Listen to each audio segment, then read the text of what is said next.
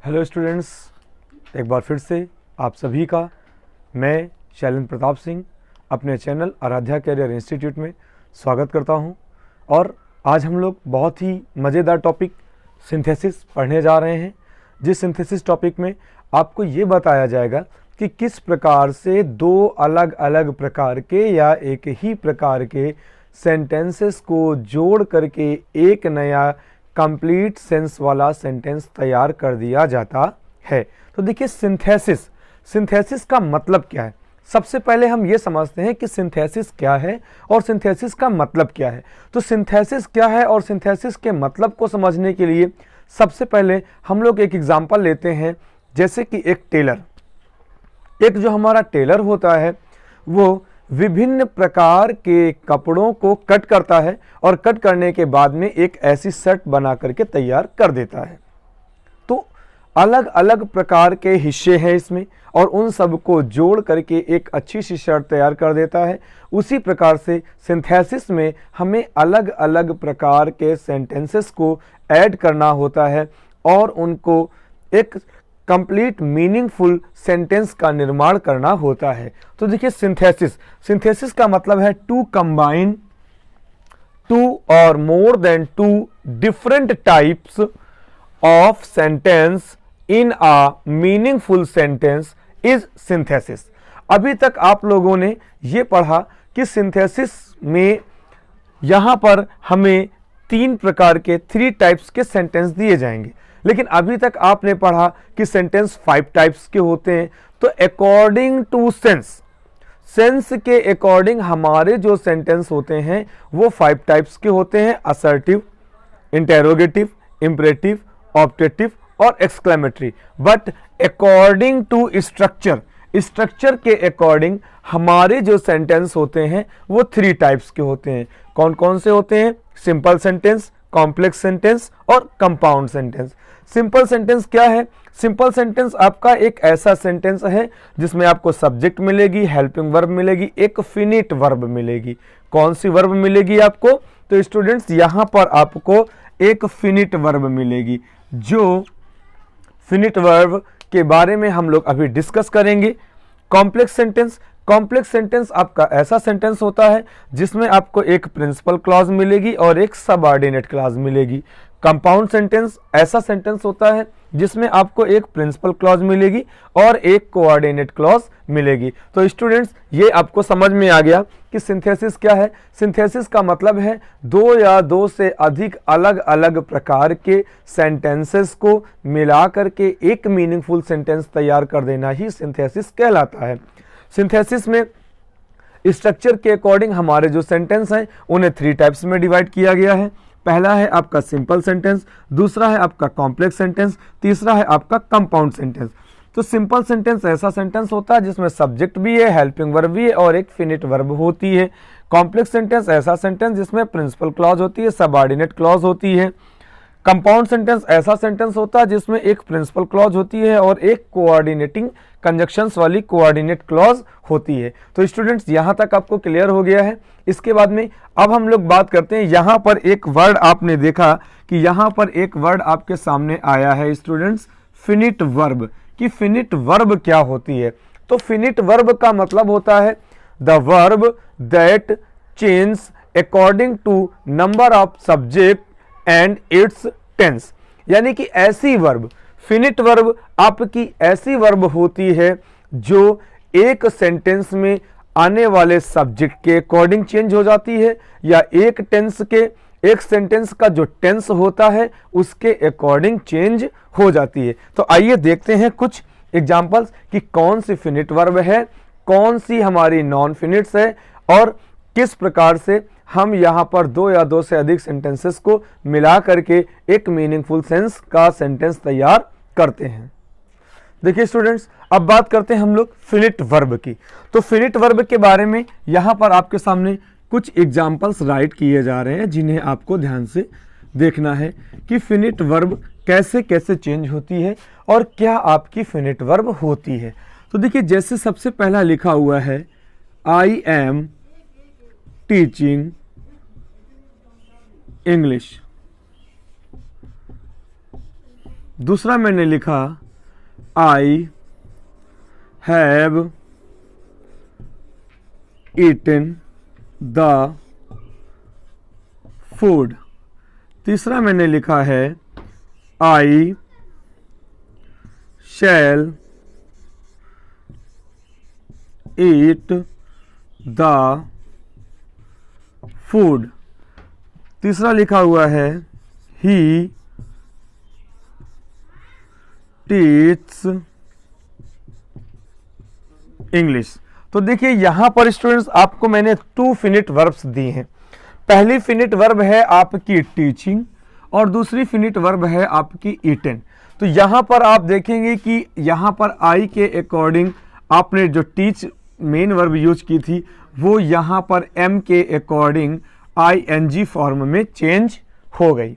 इसके बाद में यहां पर आपने देखा कि ये आपका सिंगुलर नंबर सब्जेक्ट था, तो सिंगुलर नंबर सब्जेक्ट के अकॉर्डिंग ये आपकी वर्ब की फर्स्ट फॉर्म में अपने साथ में एस या ES ले रही है।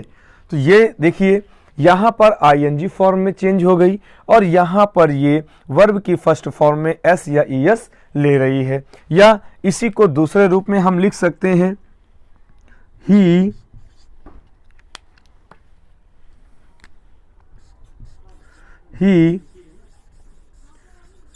taught English. He taught English. तो यहां पर स्टूडेंट्स आप देखिए कि ये जो आपका सब्जेक्ट है ही, ये यहां पर भी सिंगुलर है, लेकिन यहां पर आपकी वर्ब चेंज हो गई, जो किस रूप में आ गई, वर्ब की सेकंड फॉर्म के रूप में आ गई। ऐसे ही आप यहां पर देखेंगे तो हैव के साथ ये वर्ब की थर्ड फॉर्म के रूप में है और शैल के साथ ये वर्ब की फर्स्ट फॉर्म के रूप में है। तो इस प्रकार से जो वर्ब्स आपकी होती हैं, जो वाक्य के सब्जेक्ट या वाक्य का जो टेंस होता है, एक सेंटेंस का जो टेंस होता है, उसके अकॉर्डिंग जो चेंज हो जाती हैं, ऐसी वर्ब्स को हम फिनिट वर्ब बोलते हैं। तो चलिए आइए देखते हैं कि हमारा सिंपल सेंटेंस क्या है और सिंपल सेंटेंस में कौन कौन से रूल्स को फॉलो करके हम सिंथेसिस को बनाते हैं, या दो से अधिक सिंपल सेंटेंसेस को यूज करके किस प्रकार से एक नया सिंपल सेंटेंस बनाया जाता है। तो अब हम बात करते हैं कि सिंपल सेंटेंस में पार्टिसिपल, जो सबसे पहला आपका सिंथेसिस का यूज है कि सिंपल सेंटेंस में पार्टिसिपल को कैसे यूज किया जाता है। तो देखिए सिंपल सेंटेंस में सबसे पहले हम बात कर रहे हैं कि पार्टिसिपल क्या होता है। तो पार्टिसिपल को विशेषणवाचक क्रियाएं कहा जाता है।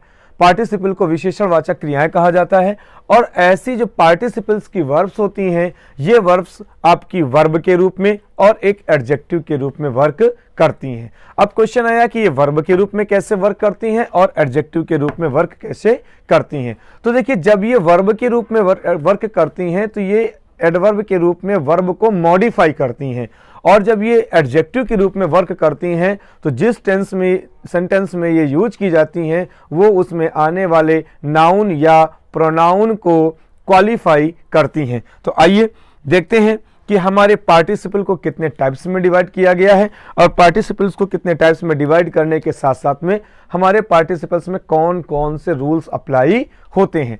तो देखिए सबसे पहले बात करते हैं कि पार्टिसिपल को कितने रूपों में डिवाइड किया गया। तो देखिए यहाँ पर पार्टिसिपल को हमने 3 टाइप्स में डिवाइड कर दिया है, प्रेजेंट, पास्ट और perfect participle. Present participle, past participle और परफेक्ट पार्टिसिपल। तो देखिए सबसे पहली जो बेसिक इनकी इंफॉर्मेशन है वो ये कहती है कि प्रेजेंट पार्टिसिपल जो होता है आपका, तो वहां पर जो फर्स्ट वर्क होता है आपका, first work not finished and second takes place. यानी कि प्रेजेंट पार्टिसिपल में आपके 2 वर्क होंगे, 2 वर्क्स किए जाएंगे, सब्जेक्ट एक ही होगा। तो वहां पर क्या होगा कि पहला वर्क कंप्लीट नहीं हो पाता और दूसरा वर्क आपका प्रारंभ हो जाता है। और यहां पर क्या है a work is used as an adjective in the form of verb 3। यहां पर पास्ट पार्टिसिपल क्या है? तो पास्ट पार्टिसिपल का मतलब है a work is used as an adjective in the form of V3। यानी कि पास्ट पार्टिसिपल में आपका जो वर्क किया जाएगा वो एक वर्क दूसरे सेंटेंस में आने वाले नाउन या प्रोनाउन का एडजेक्टिव के रूप में वर्क करेगा और वो वर्ब की थर्ड फॉर्म के रूप में यूज हो जाएगा। किस प्रकार से यूज होगा स्टूडेंट्स? तो वर्ब की थर्ड फॉर्म के रूप में वो यूज होगा। अब यहां पर क्या है? Perfect participle. तो परफेक्ट पार्टिसिपल का सबसे सिंपल फंडा है कि जब फर्स्ट फिनिश हो जाएगा, फर्स्ट वर्क जब आपका फिनिश्ड हो जाएगा तब सेकेंड वर्क आपका स्टार्ट होता है। जब पहला वर्क फिनिश हो जाता है तब दूसरा वर्क आपका स्टार्ट होता है। तो आइए देखते हैं कि प्रेजेंट पार्टिसिपल में कौन कौन से रूल्स हैं जिन्हें हम फॉलो करके सिंपल सेंटेंस को बना सकते हैं। पास्ट पार्टिसिपल में कौन कौन से रूल्स हैं जिन्हें हम फॉलो करके सिंपल सेंटेंस बना सकते हैं।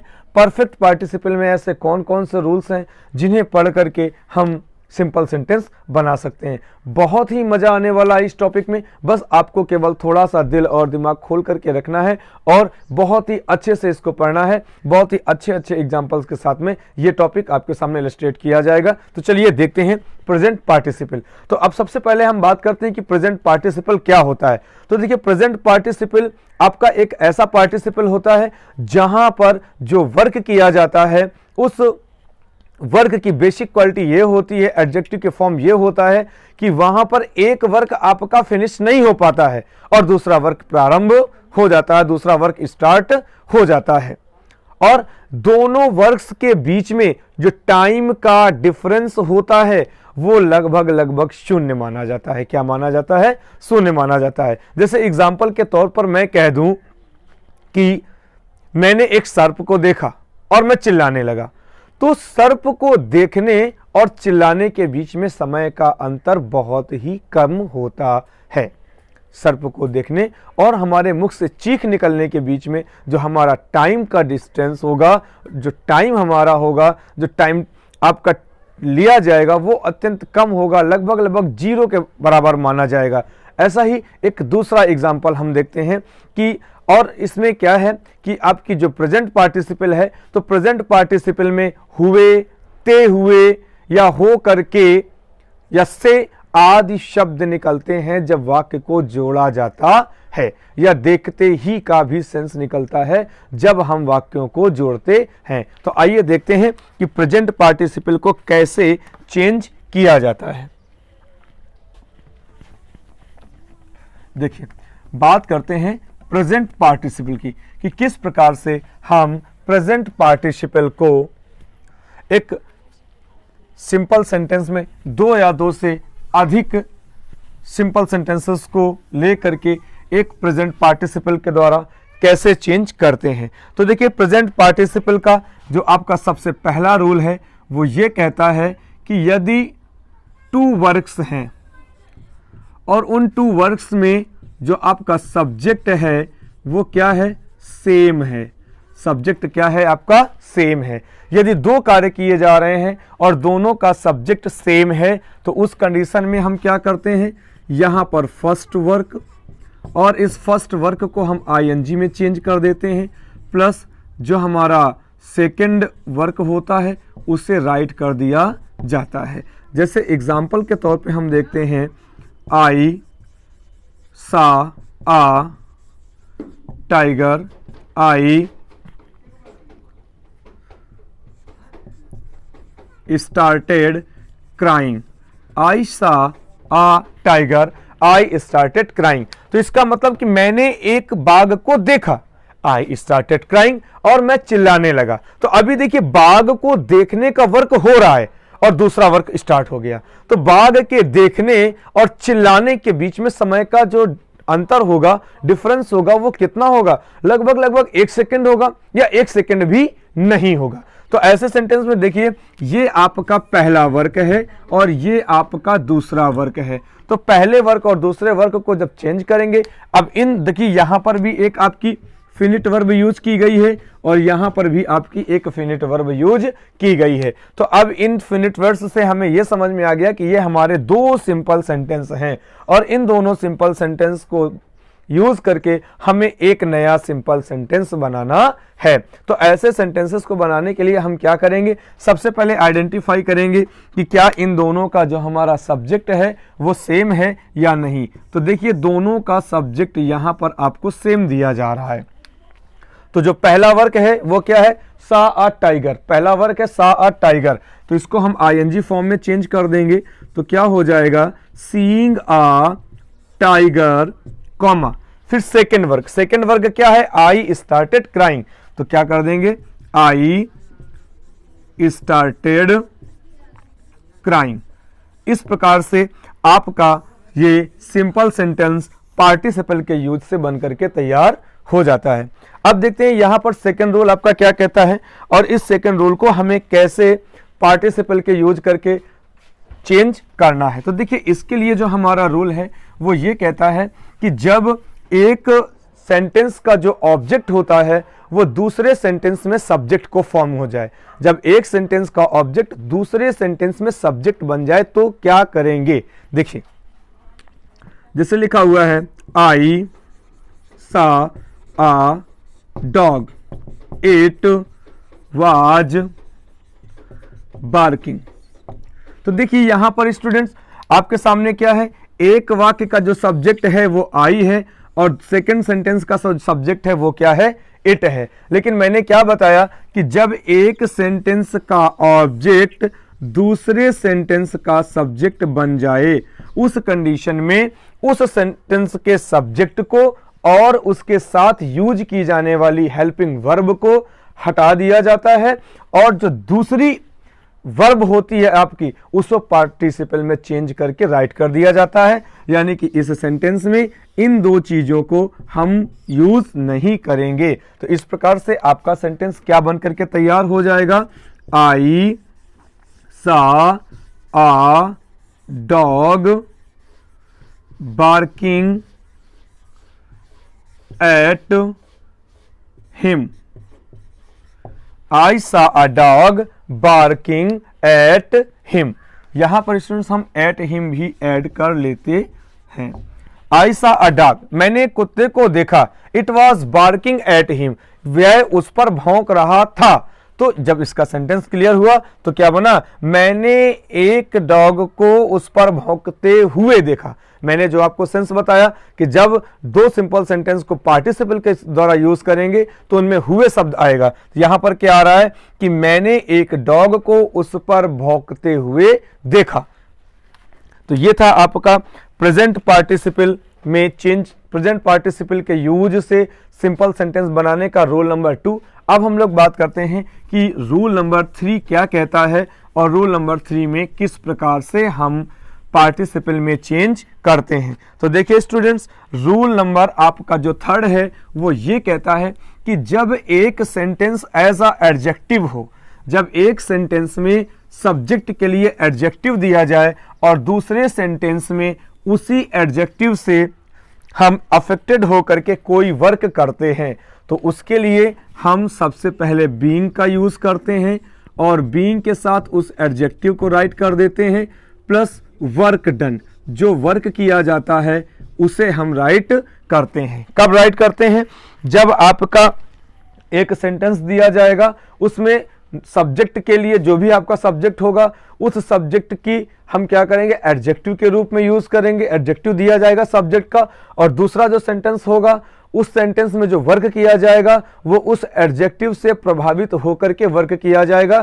तो उस कंडीशन में being plus adjective plus work done जो हमारा होता है, इस रूप का फॉर्मेट का हम यूज करके पैसिव में चेंज करते हैं। जैसे लिखा हुआ है आपका, he was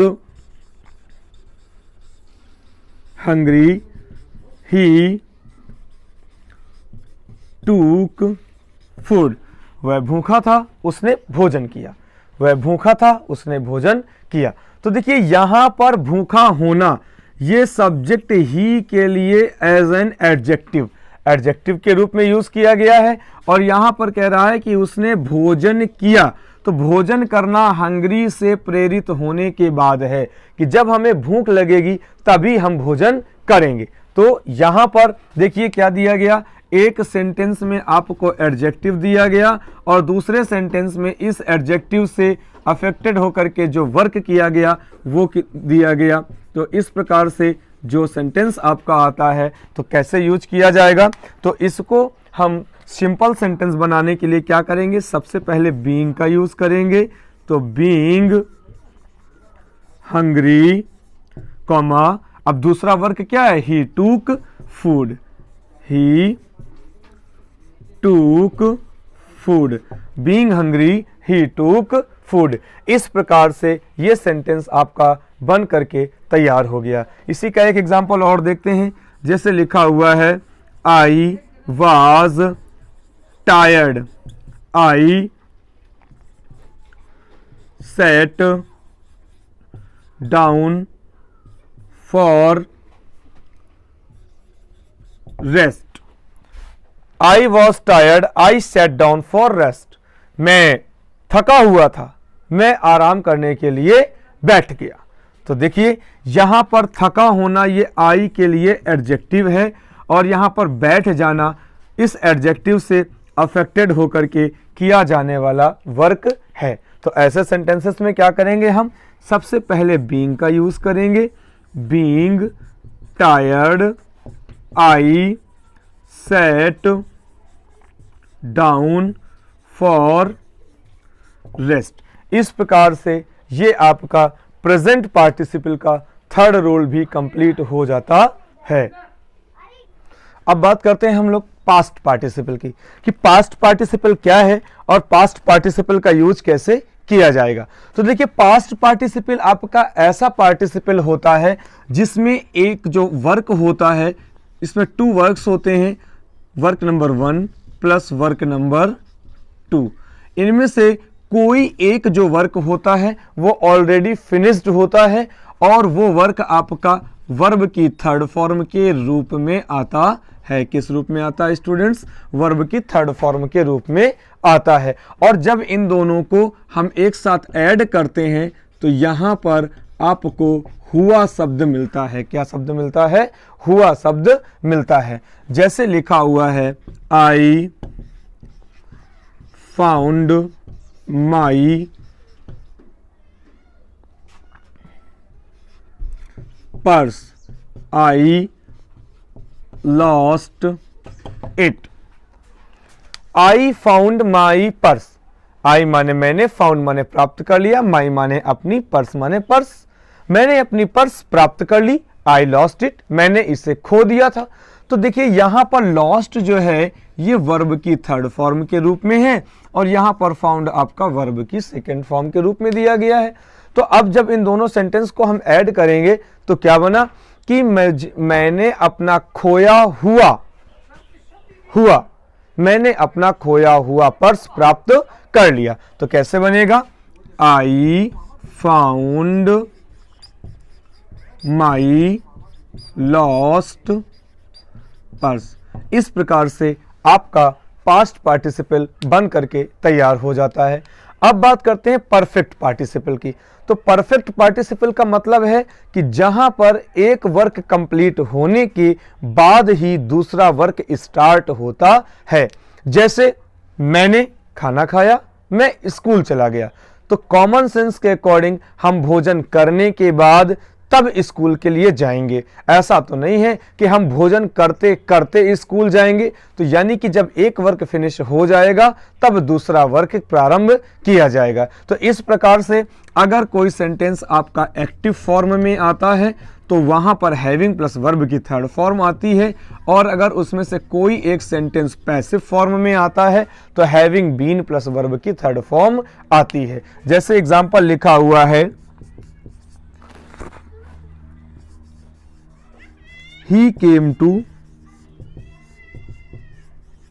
office, he put of his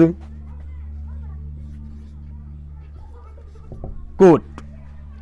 He came to office, he put off his coat. तो अब देखिए क्या है कि वह ऑफिस आया और उसने अपना कोट उतार दिया, या ये भी नहीं है तो हम यहां लिख सकते हैं